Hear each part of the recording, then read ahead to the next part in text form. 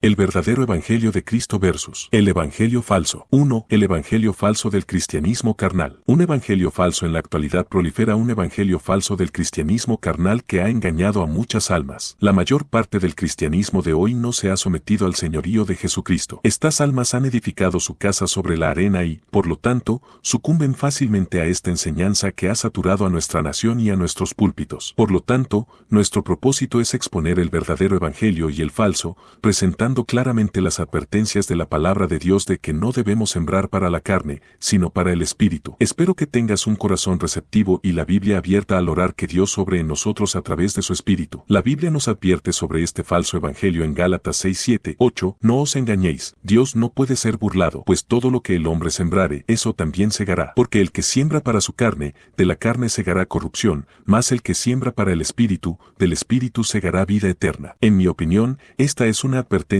muy seria para todos nosotros, especialmente en esta época cuando se predica en gran escala el evangelio de una fe fácil y del cristianismo carnal. La realidad es que la mayor parte de la cristiandad está engañada respecto al estado de su alma eterna ante Dios. Lo que sucede es que se predica únicamente la justificación por la fe y se omite el vivir una vida santa. Han convertido la gracia de Dios en lascivia. La actitud de la mayoría ha sido, un poco de pecado no hace mal, es que, sabes, no soy más que un cristiano carnal. Además, ¿acaso la gracia no lo cubre todo? Santidad requerida por Dios, pero mi oración es que Dios obre por medio de su Espíritu y abra los ojos de los ciegos para que vean la tremenda pecaminosidad del pecado, de modo que se arrepientan, porque esta es nuestra única esperanza. O, como deberíamos clamar al Señor para que nos muestre la verdad de su palabra que apele no a nuestros deseos carnales ni a nuestras emociones carnales, sino a aquello que nos despoja de la carne y nos presenta desnudos ante Dios en confesión y arrepentimiento. Debemos clamar a Él pidiéndole que obre en nuestro corazón por medio de su Espíritu a fin de que la santidad de pensamiento, palabra y comportamiento caracterice nuestro corazón y nuestra vida. Esta enseñanza falsa del cristianismo carnal ha saturado a nuestras iglesias de tal modo que a nadie se le ocurre cuestionar su relación con Cristo a pesar de la vida que lleva. Se les enseña que si han creído, eso es suficiente y, por lo tanto, su alma está en paz con Dios. Pero la palabra de Dios no enseña tal cosa,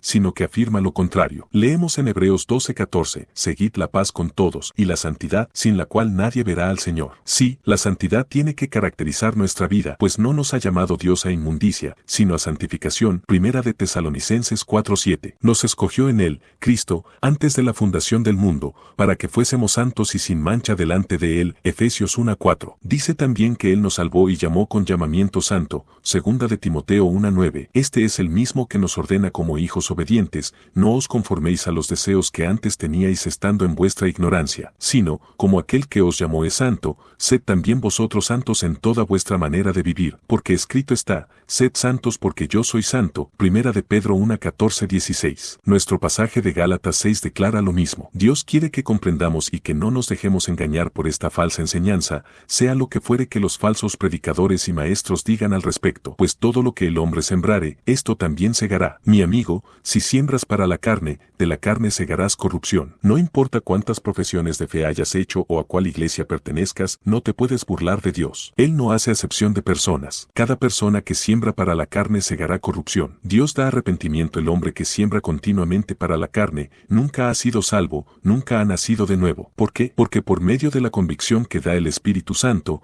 Dios nos concede la gracia para arrepentirnos, y con este arrepentimiento aprendemos a odiar el pecado, a aborrecerlo, a despreciar a nuestro yo y a huir por fe a Cristo para ser liberados del pecado. Sabemos que el pecado no ha sido erradicado, porque sigue siendo una plaga en nuestra vida, pero el pecado no es ya la práctica de nuestra vida ni lo que la gobierna. No podría ser así porque el alma que Cristo salva ha recibido en su interior una naturaleza nueva y un corazón nuevo, y ahora anhela las cosas santas y anda en el camino de justicia. Reconoce que esto es cierto porque el Espíritu Santo ha obrado en él las verdades que se encuentran en la palabra de Dios. Lee en Ezequiel 36:26 acerca del corazón nuevo que Dios le ha dado, y en 2 de Pedro 1:4 sobre la nueva naturaleza que ha recibido. Se entera por 1 de Juan 3:9 que ha nacido de Dios, y que el que hacéis el verdadero evangelio versus el evangelio falso nacido de Dios, no hace del pecado la costumbre ni la práctica de su vida. ¿Por qué? Porque su semilla, la semilla de Dios, permanece en él y ya no puede practicar el pecado. Oye decir a la palabra, no améis al mundo, ni las cosas que están en el mundo. Si alguno ama al mundo, el amor del Padre no está en él. 1 de Juan 2:15. Porque el Espíritu Santo por medio de su obra le ha enseñado que es un pecador perdido que solo merece el infierno,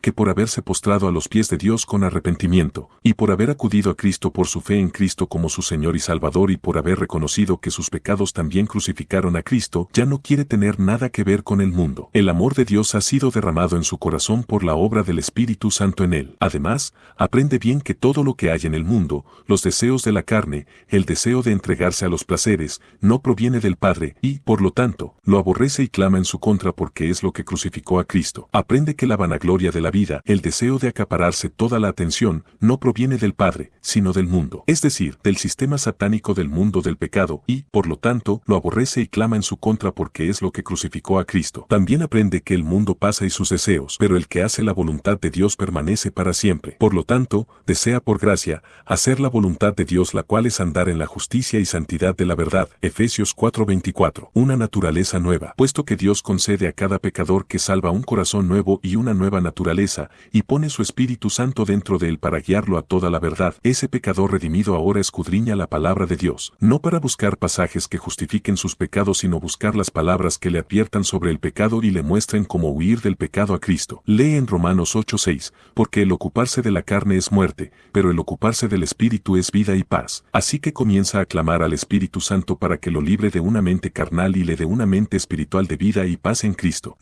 No procura ver lo cerca que puede caminar del mundo y del pecado, sino que procura caminar cerca de Dios en Cristo por medio de su Espíritu. No escudriña la palabra de Dios para encontrar los pecados de los demás a fin de justificar los propios, sino que los toma como advertencias para no cometer los mismos errores que otros han cometido y los han llevado al fracaso. El hombre o mujer, niña o niño redimido por Dios, quien recibe de él vida eterna en Cristo Jesús, presta atención a estas palabras de Colosenses 3:2-5, porque habéis muerto, y vuestra vida está escondida con Cristo en Dios. Cuando Cristo, vuestra vida, se manifieste, entonces vosotros también seréis manifestados con él en gloria. Haced morir, pues, lo terrenal en vosotros: fornicación, impureza, pasiones desordenadas, malos deseos y avaricia, que es idolatría. Si es así, ¿cómo puede alguien justificar una vida carnal? Es imposible hacerlo, porque debido a lo que Cristo ha hecho por él, y porque la vida de Cristo es ahora su vida, esta alma redimida ahora quiere hacer morir las cosas de la carne, a fin de poder sembrar para el Espíritu y andar según el Espíritu. Querido amigo, este es el modo como Dios obra en nuestra alma. Yo lo sé bien, sé cuál es la diferencia entre el cristianismo carnal y la vida que se vive por la fe en el Dios vivo a través del Espíritu Santo, porque he vivido ambas. La única diferencia entre el cristiano carnal y yo es la gracia de Dios y lo alabo por ella. Por lo tanto, cuando el alma redimida oye la palabra de Dios, haced morir, pues, lo terrenal en vosotros: fornicación, impureza, pasiones desordenadas, malos deseos y avaricia, que es idolatría. Pero ahora dejad también vosotros todas estas cosas: ira, enojo, malicia, blasfemia, palabras deshonestas de vuestra boca. No mintáis los unos a los otros, habiéndoos despojado del viejo hombre con sus hechos, y revestido del nuevo, el cual conforme a la imagen del que lo creó se va renovando hasta el conocimiento pleno. Colosenses 3:5, 8-10. Así es que su anhelo es tener a Cristo y su vida para poder andar en el camino que agrada a Dios en lugar de andar tras el pecado, porque ha nacido del Espíritu de Dios y tiene un corazón nuevo. En Colosenses 3:6, el Espíritu Santo nos da otra razón por la cual debemos andar en el Espíritu y no en la carne. Dice que no debemos andar en las cosas por las cuales la ira de Dios viene sobre los hijos de desobediencia. Sí, los que andan por ese camino de desobediencia a la voluntad revelada de Dios, se encontrarán bajo su condenación e ira. Gracias por ver este video, me ayudarías mucho con un me gusta.